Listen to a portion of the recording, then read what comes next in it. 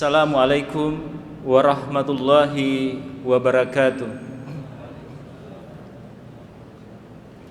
Alhamdulillahi rabbil alamin. Alhamdulillahilladzi ja'ala syahra Ramadan syahra siyam wal ibadah.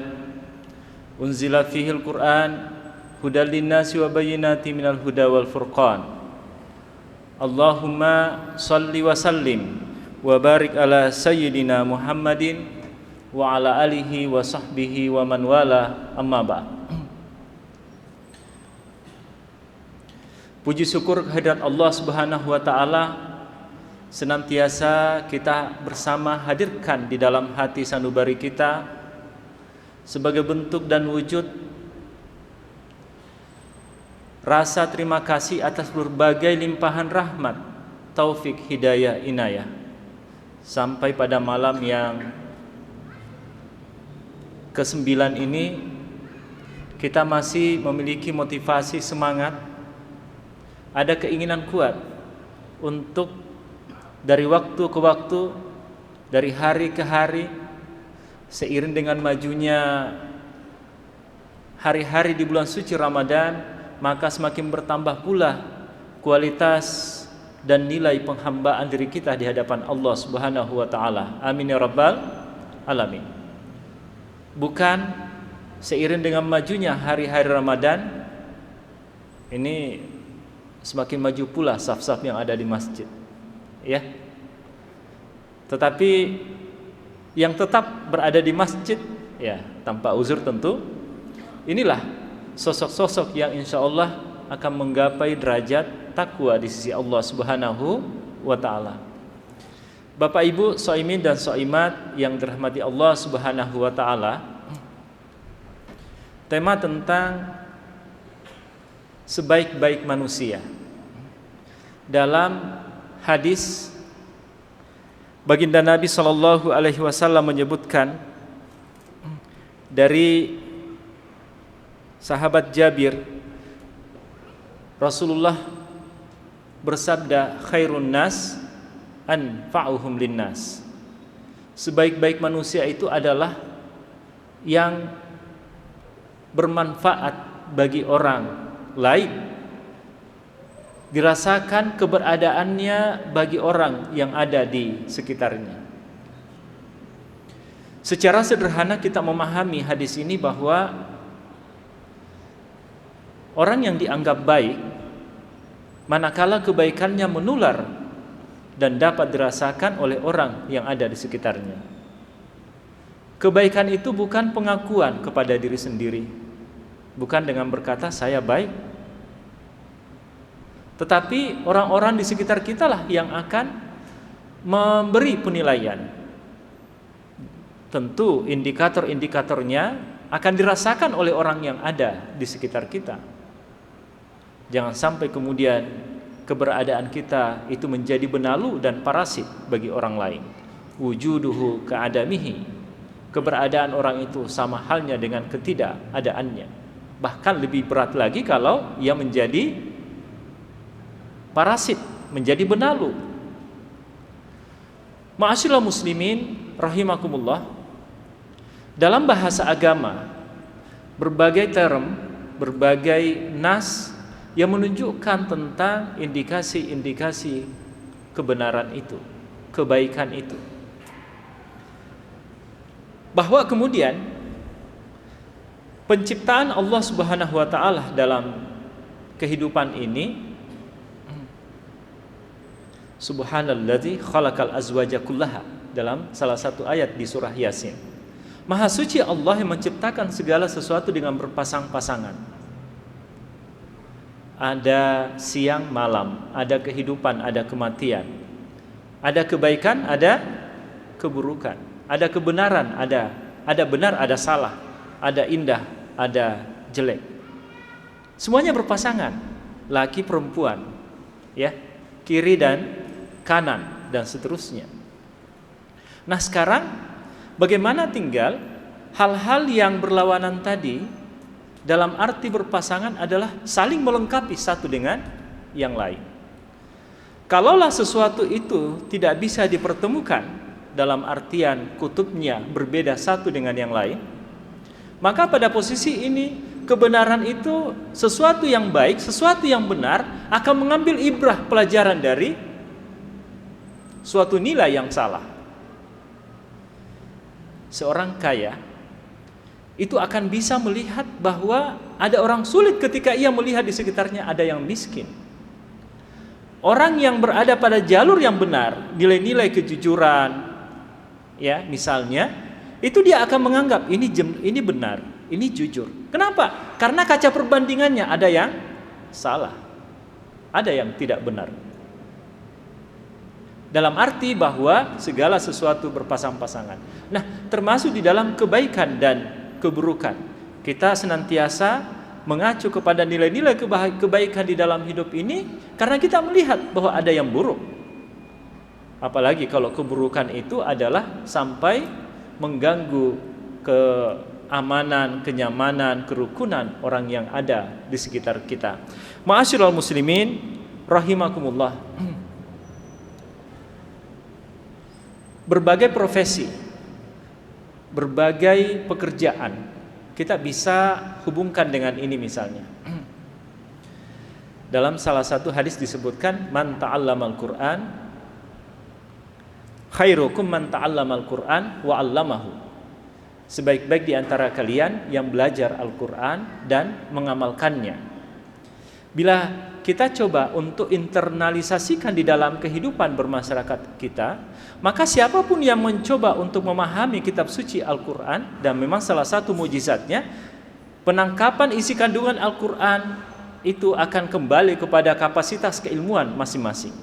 Maka kemudian kita melihat misalnya ilmu tafsir dari berbagai macam ragam penafsiran sesuai dengan keilmuan. Maka orang sesuai dengan kapasitas yang dimilikinya akan memahami isi kandungan Al-Quran, lalu kemudian mencoba untuk diamalkannya. Ini dalam arti luas.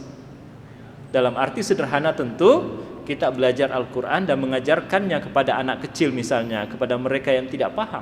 Tetapi dalam arti yang luas, bagaimana menafsirkan, menjelmakan nilai-nilai isi kandungan Al-Quran sesuai dengan profesi, sesuai dengan aktivitas pekerjaan di mana kita berada untuk menghadirkan nilai-nilai kebaikan di dalam kehidupan ini. Secara esensi, di dalam hadis yang lain disebutkan dari Abu Hurairah dari riwayat Muslim menyebutkan bahwa innallaha la yanzuru ila suwarikum wa amwalikum walakin yanzuru ila qulubikum wa amalikum. Bahwa nilai kebaikan, perspektif pencipta alam semesta di dalam kehidupan ini bukanlah dilihat dari siapa yang paling baik wajahnya, kebangsawanannya misalnya, keturunannya misalnya, ataukah jumlah kekayaan yang ia miliki.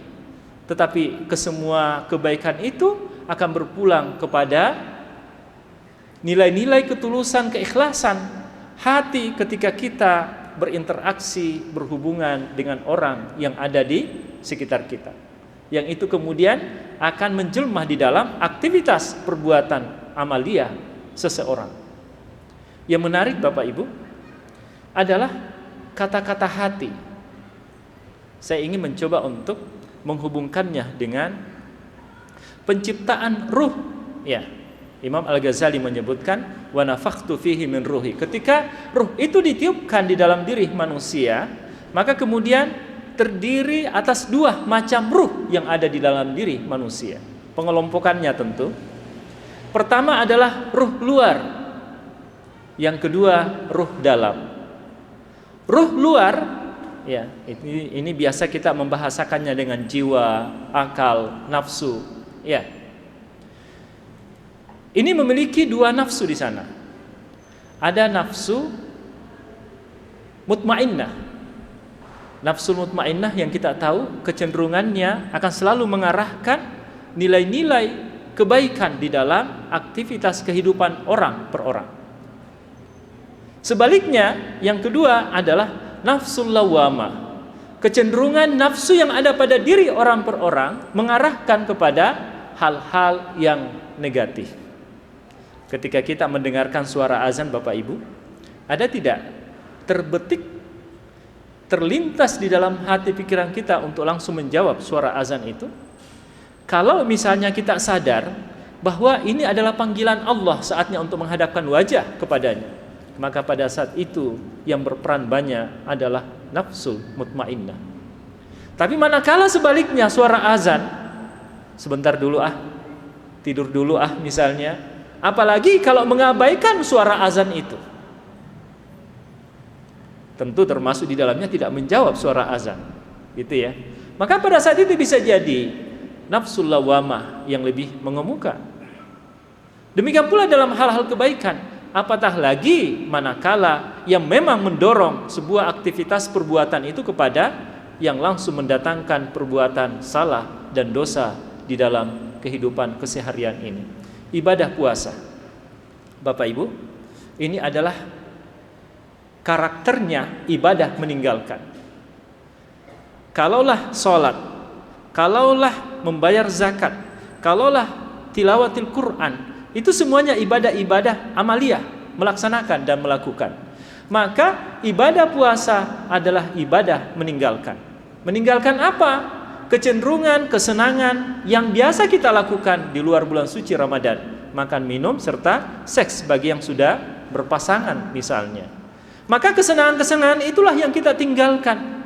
Yang dalam kajian ilmu psikolog menyebutkan, lapar dan haus itu kalau ia terkendali secara baik, maka akan menciptakan manusia profesional, pekerja di bidangnya.